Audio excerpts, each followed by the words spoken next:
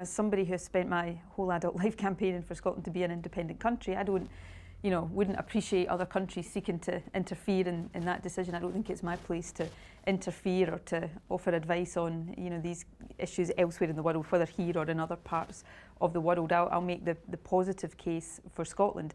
But I'm a very, very strong believer that regardless of how countries choose to organise themselves and govern themselves, in the world we live in, we live in a very interconnected world, and the relationships and the partnerships between different countries are of paramount importance. For Scotland, whatever our constitutional future might hold, our closest partner will always be England and the rest of the United Kingdom. But beyond that, the United States, China, Hong Kong, these will always be key partners for us, and these are the things in the relationships we need to focus on.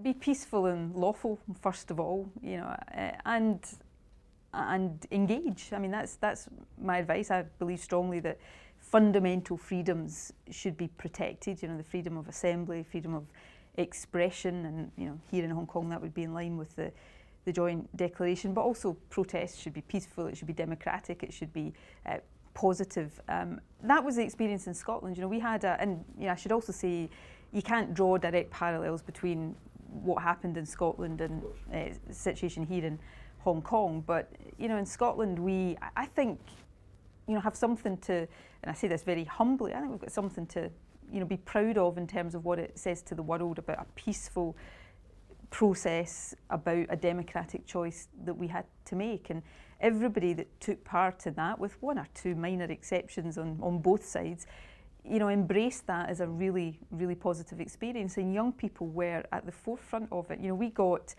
a lot of flack early on when we extended the vote to 16 and 17-year-olds, and a lot of people thought we were doing it out of self-interest or whatever.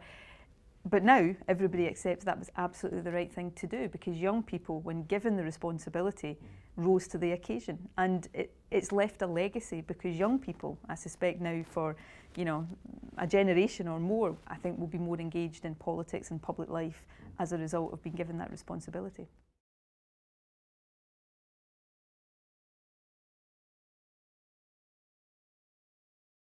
Human rights and the rule of law are guiding principles of our engagement with China. I made a speech on women's rights, which was in the context of wider human rights. When I met, I was able to hand that speech over and share the contents of that speech with the State Councillor. So I'm not going to get into details of what we discussed in a private meeting, but these issues will always be a part of how we engage with China.